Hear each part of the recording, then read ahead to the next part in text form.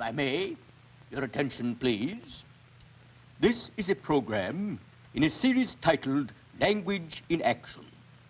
The subject area is semantics, and the presentation proceeds from the logical, empirical discipline known as general semantics. Oh, not again. You can make more noise and say less than anybody I've ever met. Now stop that, Crashaw. What I just said was literally crammed with meaning. Oh, yeah? Well, where was the meaning? Where was it, huh?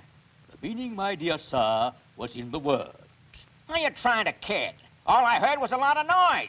Now, don't you talk to me that way. I will. You won't. I will. Hold everything.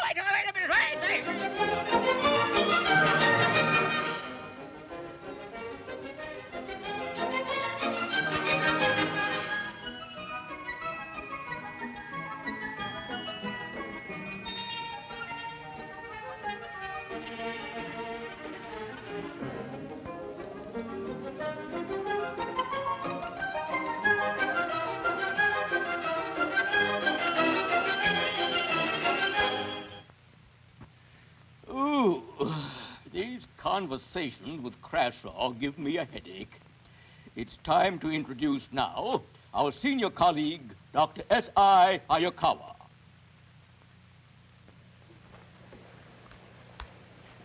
Thank you, Crashaw. Thank you, Fuddley, for another very graceful introduction, because the subject of tonight's presentation is precisely the subject you brought up.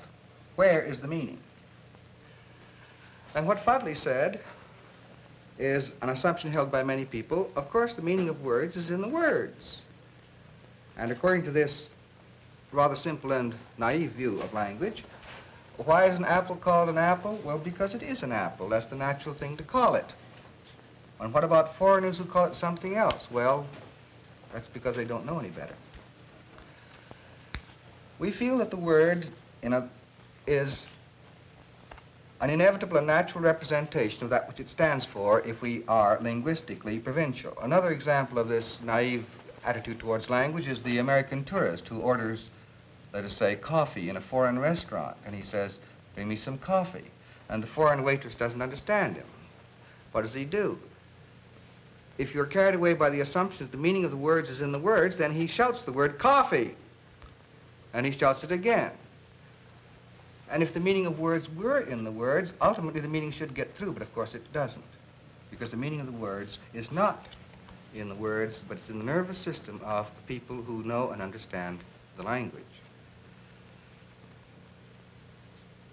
Let me try to illustrate this point. Supposing I were to tell you an obscene story in, let us say, Hindustani, and let's say you don't understand Hindustani, neither do I for that matter. Would it be an obscene story? No, it wouldn't be obscene. It wouldn't even be a story. As Crashaw said, it would just be a lot of noise, that's all. And the reason is that if you and I are not speakers of Hindustani, our nervous systems have not been trained to the patterns of response to the system of sounds which we know as the Hindustani language. But you know, there's another sense in which we can ask this question, where is the meaning? Let's take a simple statement like, the cat is in the closet. The cat is in the closet. How would you verify such a statement? Where is the meaning of it? In order to test or check on a statement like the cat is in the closet, what would you do? Well, you would go to the closet door, open the door, and look inside.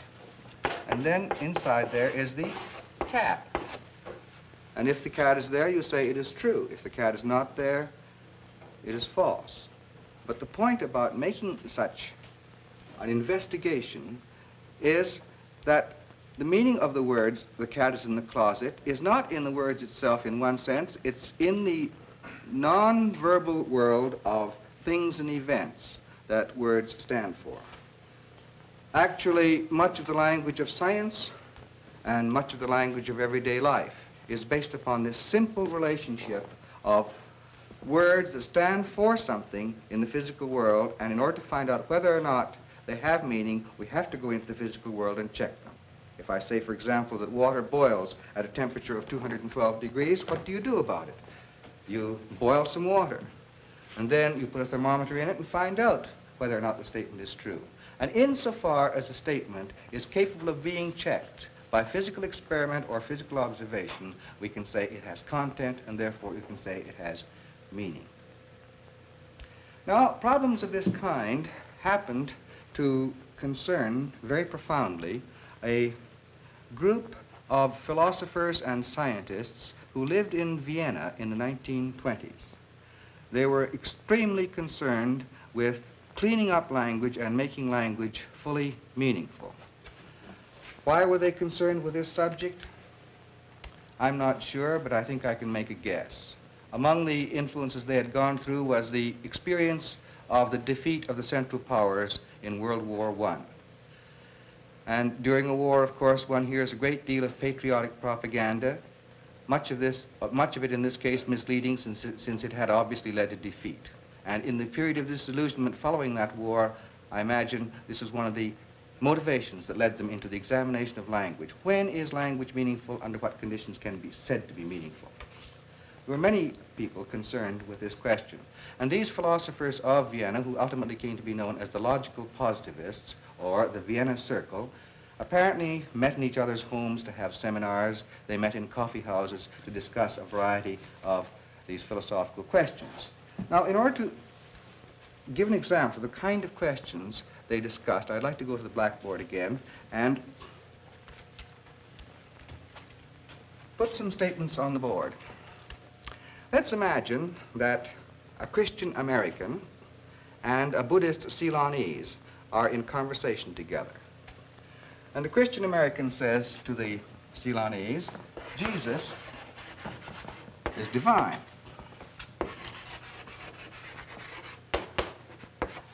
But Buddha was merely human.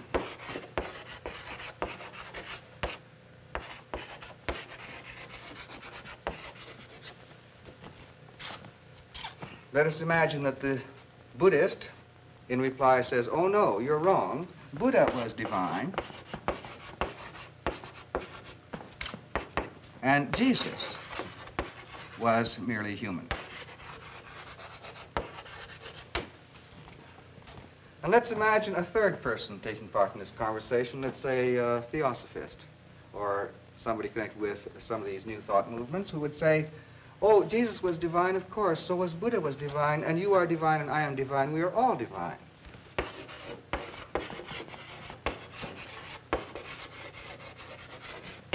Let's number these statements, 1, 2, and 3.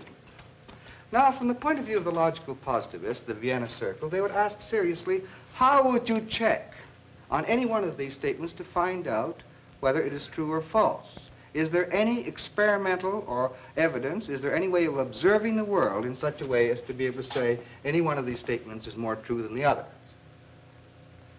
And since there is no conceivable observation or experiment by means of which these statements could be checked, they said, statements of this kind are neither true nor false. They are meaningless. They are without sense.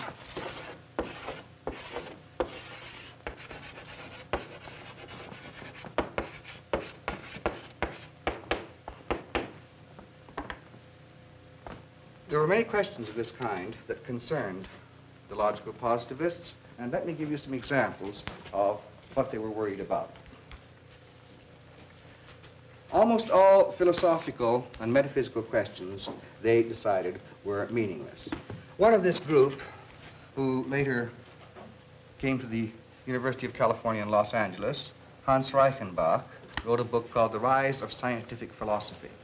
And in it he gives an example of the kind of sentence that the logical positivists were attacking. Here, writes Professor Reichenbach, is a passage taken from the writings of a famous philosopher. Reason is substance as well as infinite power, its own infinite material underlying all the natural and spiritual life, as also the infinite form, that which sets the material in motion. Reason is the substance from which all things derive their being. Now, Reichenbach said, well, that sounds beautiful, but what does it mean? Does it say anything? Or is it all sound and fury, signifying nothing? Reichenbach thought it was. A.J. Ayer, another disciple of the logical positivist, gives another kind of example. The absolute enters into, but is itself incapable of, evolution and progress.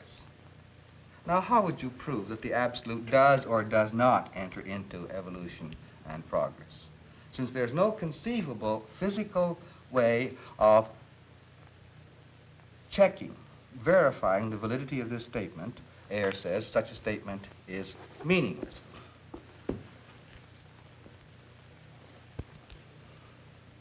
C.K. Ogden and I.A. Richards, the English psychologist and literary critic, respectively, proposes the following. They, like the logical positivists, were preoccupied by the fact that we could make meaningless statements, get all excited about them, and get ourselves tangled up in them. And they give this example. Suppose someone were to assert the Gostak distims the doshes. I think I'll write that sentence down on the board, it's a beautiful one.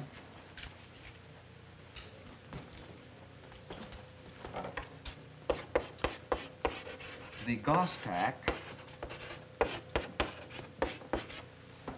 distims the doshes.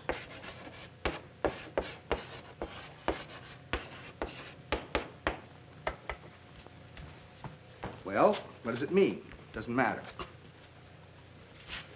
You do not know what this means, neither do I. But if we assume it is English, you can go on thinking from this point. We know that the doshes are distimmed by the Gostak. We know, too, that one distimmer of doshes is a Gostak. If, moreover, doshes are galoons, we also know that some galoons are distimmed by the Gostak. And so we may go on, and so we actually do go on. Now, in response to all this, well, let me find another example. This matter of meaninglessness is quite a serious matter with these philosophers and quite a serious matter with semanticists, and I would like to emphasize this concept of meaninglessness. Alfred Korzybski, later on in 1933, wrote, "Let us imagine that you, the reader, and I are engaged in an argument. Before us on the table lies something which we usually call a box of matches. You argue that there are matches in the box. I argue that there are not. Our argument can be settled. We open the box, we look, and we both become convinced. It must be noted that in this argument we both used words because they stood for something. So when we began to argue, our argument could be solved to our mutual satisfaction since there was a third factor, namely the object which corresponded to the symbols used. And this settled the dispute. But let us take another example. Let us try to settle the problem. Is blah blah a case of tra-tra? Let us assume that you say yes and I say no. Can we reach any agreement? It is a real tragedy of which life is full, that such an argument cannot be solved at all. There is no third factor for which these noises stood as symbols, and so we could argue endlessly without any possibility of agreement. And on this point of blah blah about tra-tra, another of the logical positivists, Rudolf Carnap, who was at the University of Chicago and later came to the University of California, writes as follows. Thus we find a great similarity between metaphysics and lyrics. There is one decisive difference between them, however. Both have no representative function, no theoretical content. A metaphysical proposition, however, as distinguished from lyrical verse, seems to have content, and by this, not only is the reader deceived, but the metaphysician himself. The danger lies in the metaphysical character. The danger lies in the deceptive character of metaphysics. It gives the illusion of knowledge without actually giving any knowledge. This is the reason. why we reject it. The logical positivists, then, were tremendously preoccupied with this basic question, what are you talking about? And they asserted ultimately that there are only two kinds of proposition that can be said to have meaning. And let me try to indicate what they are. First, as I've already indicated, one kind of proposition that is meaningful is the statement, the cat is in the closet, which has physical or empirical content. That can be meaningful. Another kind of meaningful statement would be a statement like, a bachelor is an unmarried man.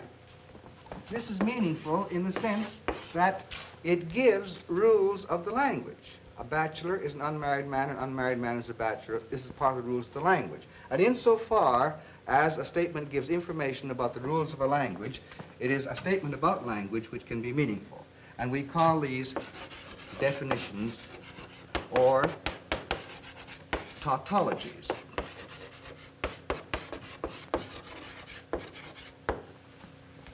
A statement then can be a tautology because it gives a rule of language or is derived from a rule of language, or it can have physical content. Otherwise, said the logical positivists, a statement is nonsense, it is without meaning.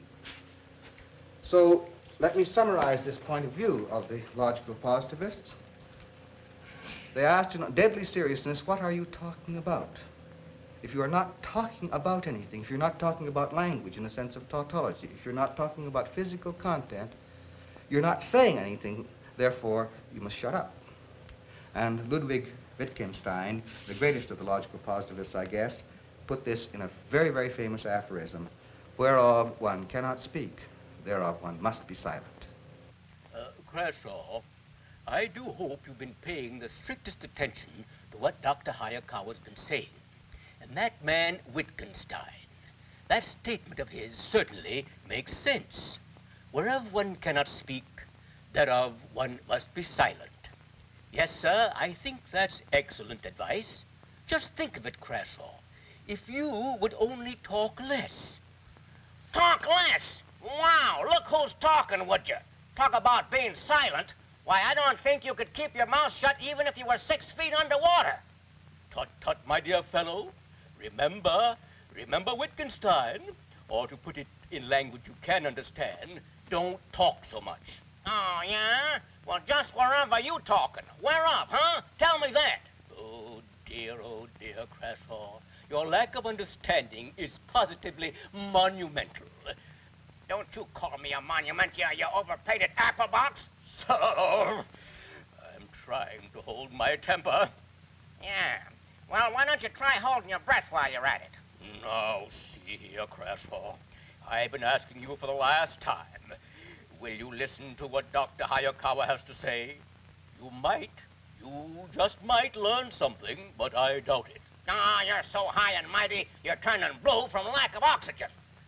Crashaw, I've come to the conclusion that you and I live at two different levels, and I simply refuse to descend to yours.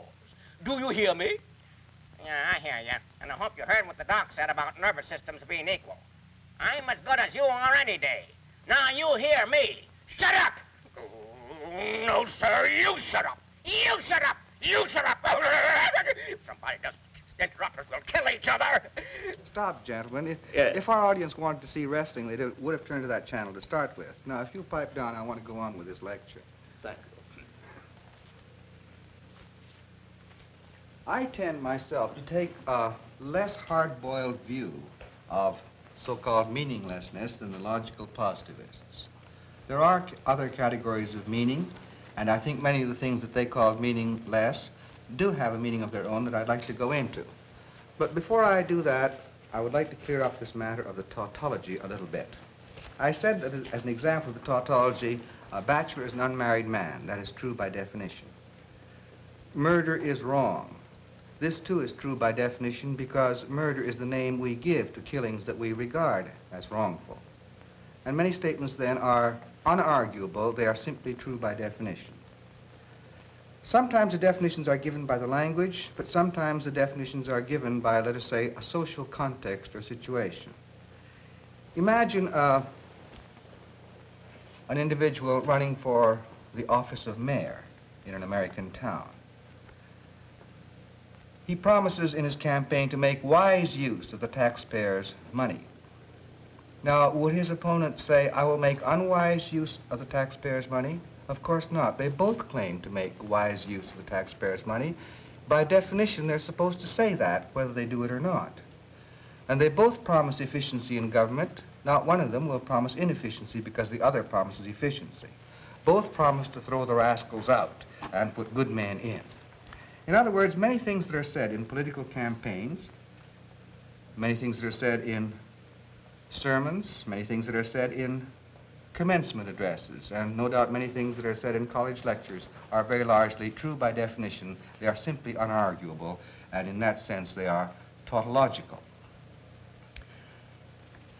A third category of meaning that I'd like to introduce is what might be called valuative utterance. If I say, that's a beautiful hat you have on, is it a statement about the hat?